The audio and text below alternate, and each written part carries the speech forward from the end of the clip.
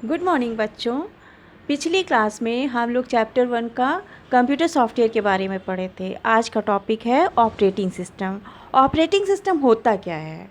Operating system एक system software है जो हम लोग ने पिछली बार पढ़ा था, पर इसे हम लोग समझे कैसे। तो जैसे हम लोग कंप्यूटर चलाते हैं तो कंप्यूटर में हार्डवेयर और सॉफ्टवेयर हम लोगों ने पढ़ा था। तो उसका जो हार्डवेयर पोर्शन होता है उसमें बहुत सारे इनपुट, आउटपुट और प्रोसेसिंग डिवाइसेस होती हैं, सीपीयू, मेमोरी और प्रिंटर वगैरह।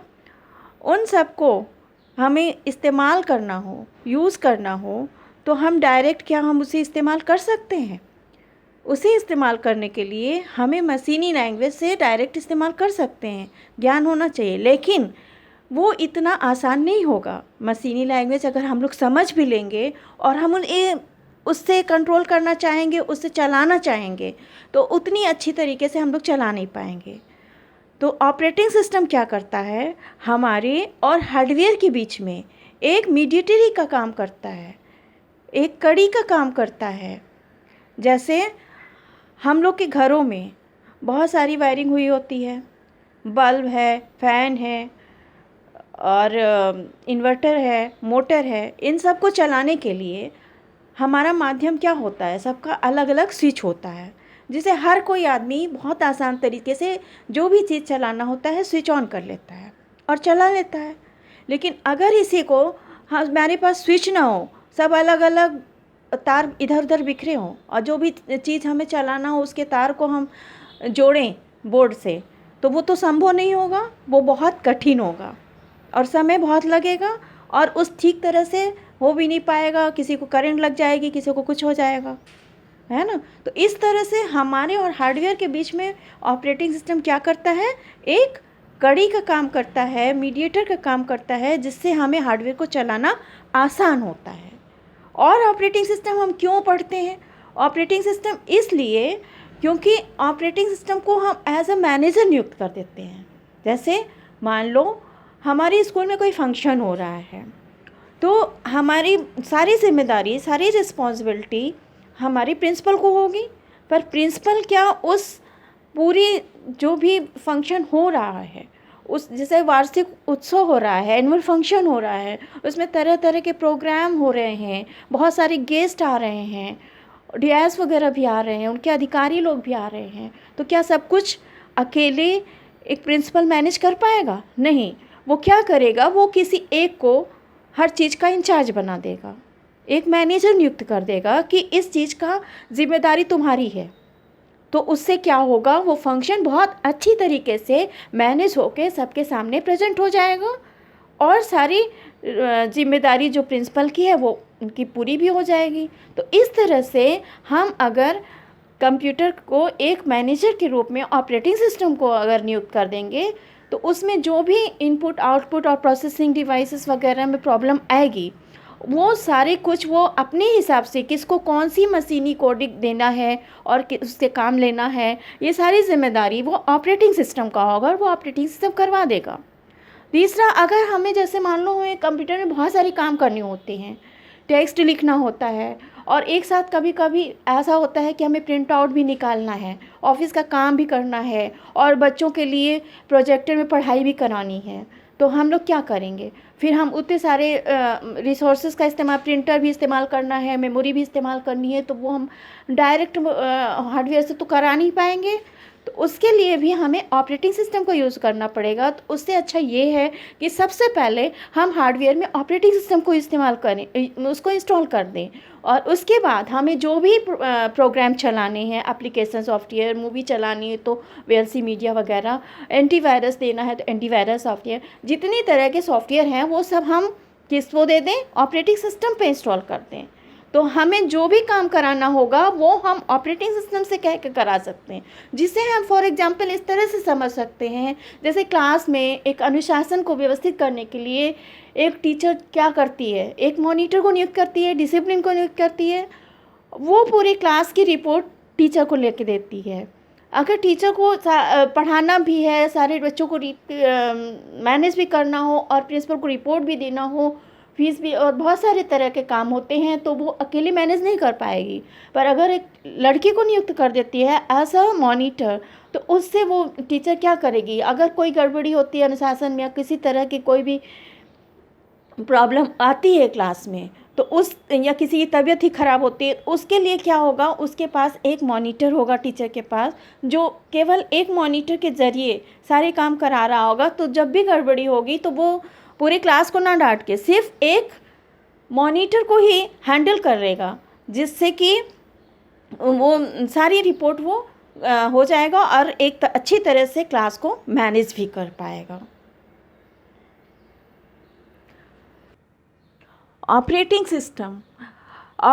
सिस्टम को सिस्टम सॉफ्टवेयर भी कहते हैं। ऑपरेटिंग सिस्टम का अर्थ है ऑपरेट करने वाला सिस्टम, अर्थात संचालन करने वाला सिस्टम। ऑपरेटिंग सिस्टम हार्डवेयर और एप्लीकेशन सॉफ्टवेयर के बीच एक कड़ी है, जो यूज़र को एप्लीकेशन सॉफ्टवेयर को रन करने के लिए कंप्यूटर संसाधनों का प्रबंधन करता है। दूसरा पॉइंट, इसे कंप्यूटर संसाधनों को वितरित करने वाला रिसोर्स एलोकेटर भी कहा जाता है, क्योंकि यह कंप्यूटर के विभिन्न संसाधनों, हार्डवेयर, सॉफ्टवेयर जैसे मेमोरी का स्थान, सीपीयू का समय, इनपुट आउटपुट युक्तियों को कंप्यूटर पर चल रहे प्रोग्राम के बीच वितरित करता है। उदाहरण, प्रिंटर से प्रिंट आउट निकालना। ऑपरेटिंग सिस्टम को कंट्रोल प्रोग्राम भी कहा जाता है, क्योंकि यह कंप्यूटर सिस्टम और उसकी गतिविधियों को नियंत्रित करता है। अतः हम कह सकते हैं कि ऑपरेटिंग सिस्टम यूज़र तथा कंप्यूटर के बीच एक ऐसा माध्यम है जो यूजर से निर्देश या इनपुट ग्रहण करता है, कंप्यूटर के हार्डवेयर और सॉफ्टवेयर के बीच सामंजस्य स्थापित करके कार्य पूरा कराता है और यूज़र को उसका मनवांछित परिणाम देता है। ऑपरेटिंग सिस्टम की परिभाषा देख लेते हैं। ऑपरेटिंग सिस्टम ऐसे प्रोग्रामों का संगठन है जो कि साथ मिलकर कंप्यूटर सिस्टम युक्तियों तथा उस पर चल रहे ऑपरेशनों का संचालन एवं नियंत्रण करते हैं, अथवा ऑपरेटिंग सिस्टम निर्देशों का वह समूह है जो कंप्यूटर के विभिन्न क्रियाकलापों जैसे मेमोरी, प्रोसेसर, फाइल सिस्टम तथा अन्य इनपुट आउटपुट उपकरणों का संचालन करता है और निर्णय लेता है कि कौन कंप्यूटर के उपकरणों का प्रयोग करेगा और कब तक। यहाँ हम लोग इस चार्ट के ज़रिए ये समझते हैं कि मान लो एक ही सीपीयू है, एक ही कंप्यूटर है और उसमें कई यूज़र इस्तेमाल कर रहे हैं उस कंप्यूटर को। मान लो ये 4 यूज़र हैं, 4 व्यक्ति हैं जो इस कंप्यूटर को इस्तेमाल कर रहा है और सबको अपना अलग अलग प्रोग्राम चाहिए। जैसे यूज़र 1 को कंपाइलर चाहिए, यूज़र 2 को असेंबलर चाहिए, यूज़र 3 को टेक्स्ट एडिटर चाहिए और यूज़र 4 को DBMS चाहिए।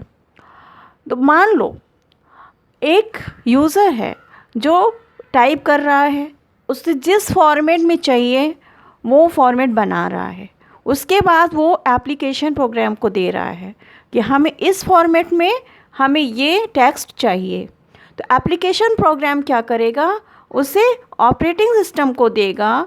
ऑपरेटिंग सिस्टम इस टेक्स्ट एडिटर को मशीनी लैंग्वेज में चेंज करेगा और मशीनी लैंग्वेज में बदलकर कंप्यूटर हार्डवेयर को देगा और कंप्यूटर हार्डवेयर जब इसे एक्सेस कर लेगा तो उसे ऑपरेटिंग सिस्टम को देगा।